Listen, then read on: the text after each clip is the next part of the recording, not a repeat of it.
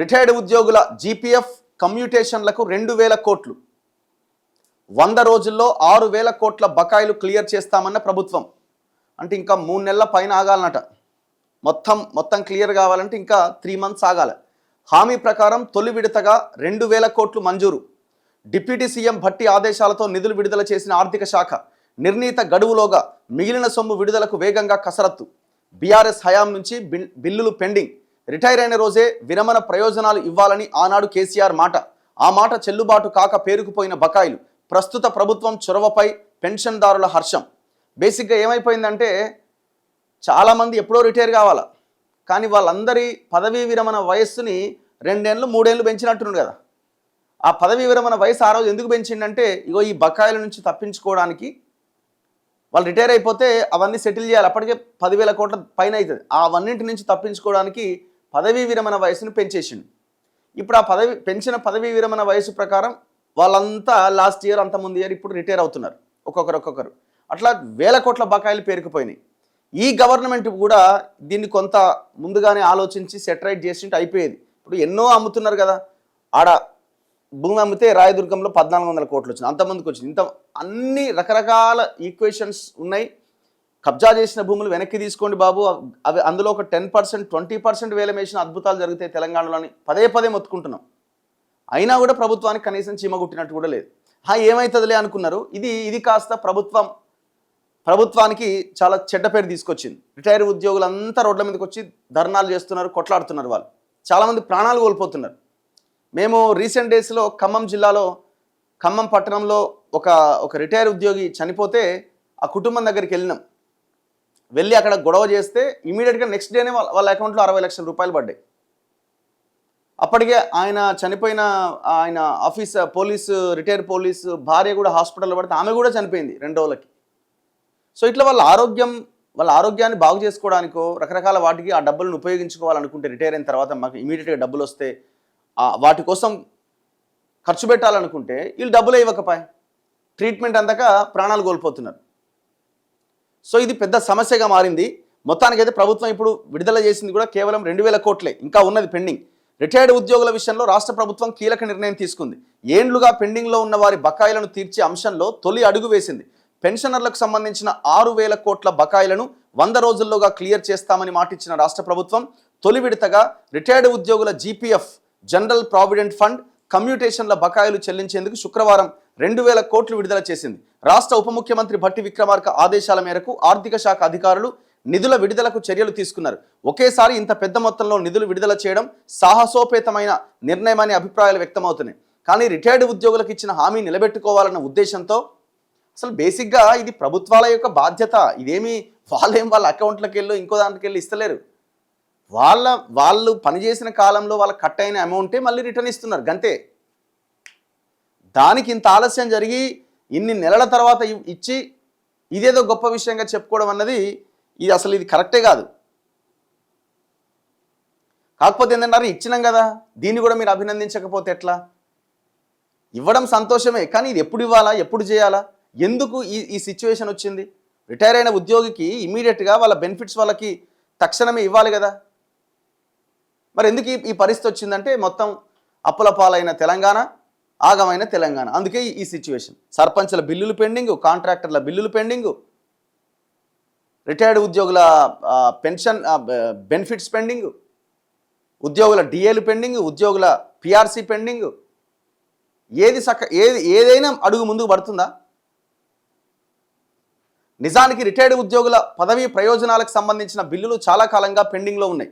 BRS నేతృత్వంలోని గత ప్రభుత్వం ఆ బిల్లులు ఎప్పటికప్పుడు క్లియర్ చేయకపోవడంతో అవి కుప్పలా పేరుకుపోయినాయి. సాధారణంగా ఒక ఉద్యోగి రిటైర్ అయిన వెంటనే ఆ ఉద్యోగికి రావాల్సిన ఆర్థిక ప్రయోజనాలన్నింటినీ ప్రభుత్వం క్లియర్ చేయాలి.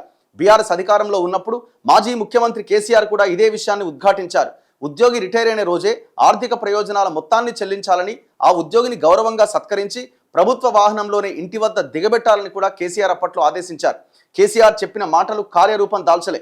రిటైర్ అయిన ఉద్యోగులకు నెలలు, సంవత్సరాల తరబడి ఆర్థిక ప్రయోజనాలు చెల్లించకుండా ఆపేశారు. ఒక ఉద్యోగి పదవీ విరమణ పొందగానే జనరల్ ప్రావిడెంట్ ఫండ్ జీపీఎఫ్, ప్రభుత్వ జీవిత బీమా సొమ్ము, కమ్యూటేషన్ సొమ్ము, ఆర్జిత సెలవుల ఎన్కాష్మెంట్ సొమ్ము చేతికి అందాలి.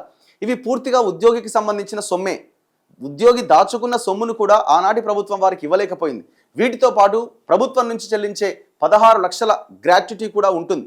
ఇలా ఒక ఉద్యోగి రిటైర్డ్ కాగానే దాదాపు 80 నుంచి 90 లక్షల వరకు ఆర్థిక ప్రయోజనాలు పొందుతారు.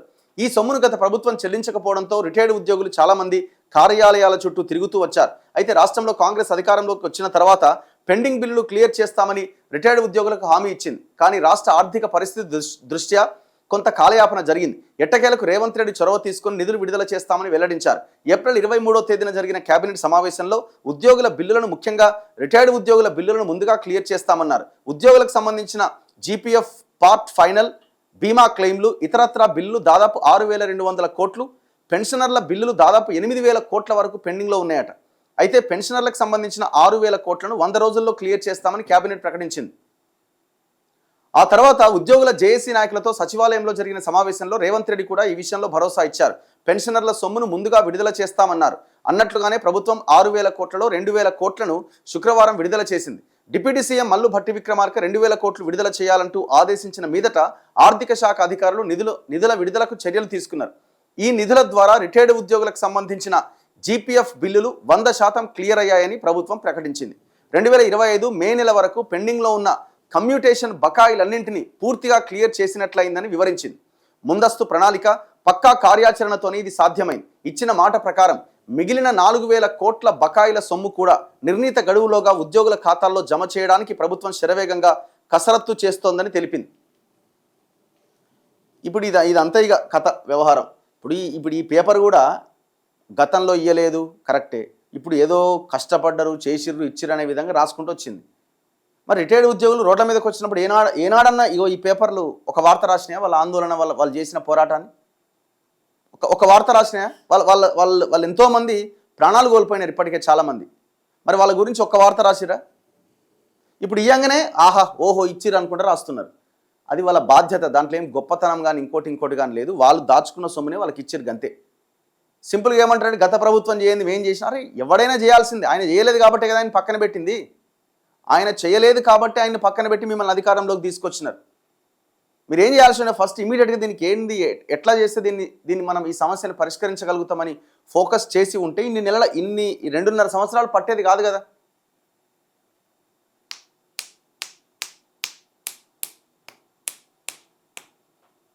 చలో నెక్స్ట్ మిగతా వార్తల్లో,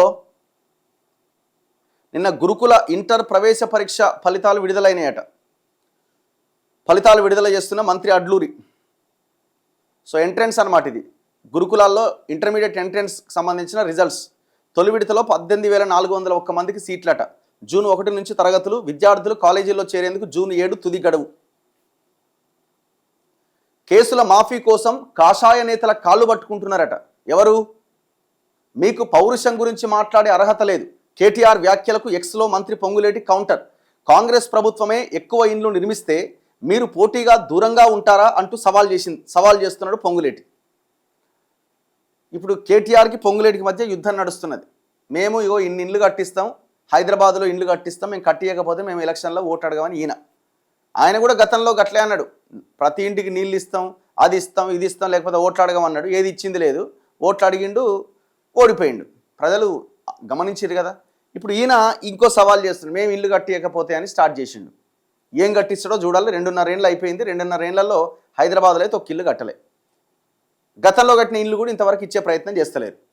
ఇప్పుడు కేసుల మాఫీ కోసం కాషాయ నేతల కాళ్ళు పట్టుకుంటున్నారట కేటీఆర్ అండ్ కో, అంటే బీఆర్ఎస్ వాళ్ళు. ఇప్పుడు పొంగులేటి శ్రీనివాసరెడ్డి అన్నాడు కదా గతంలో, ఏదో బాంబులా ఏదో అనగా దీపావళి బాంబులు వెళ్తాయి, పటాకులు వెళ్తాయి అన్నాడు. మరి ఒక్క బాంబు వేలకపోయాయి కదా, కనీసం తోక పటాకన్నా వేలాలి కదా. ఇట్లా కనీసం ఒక్కటన్నా బాంబు కాకపోయినా ఏదన్నా కనీసం ఏదో సురుసురు బత్తో ఏదో ఒకటన్నా కనీసం ఇట్లా తిప్పాలి కదా. కనీసం అది కూడా లేదు కదా. నీ బాంబులు ఎటుపోయినాయి? నీ దీపావళి బాంబులు ఎటుపోయినాయి పొంగులేటి? ఇంతవరకు ఒక్క బాంబు వేలకపోయాగా. ఒక్కరిని అరెస్ట్ చేసింది లేదు కదా ఇంతవరకు. ఒక్క గుంట భూమి వెనక్కి తీసుకుంది లేదు కదా. పదే అడుగుతున్నాం. మీరు మళ్ళా ఎలక్షన్లో ఓటు అడిగేంత వరకు అడుగుతూనే ఉంటాం. ప్రజలకు కూడా అర్థం కావాలి కదా.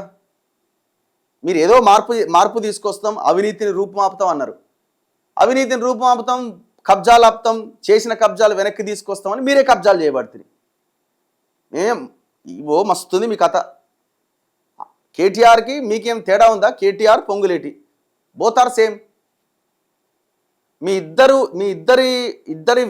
ఇద్దరి సంబంధాలతో ఏర్పడ్డ వెంచర్లు కానీ లేకపోతే ఇంకోటి కానీ లేవా? ప్రతిదాని మీద మీరు ఆయన మీద, ఆయన మీ మీద కొట్లాడుతున్నాడా? అంత డ్రామా బ్యాచ్ ఇది. పేపర్లలో వార్తలు రావాలంటే ఇట్లా మాట్లాడుకోవాలి, తప్పదు కదా మరి.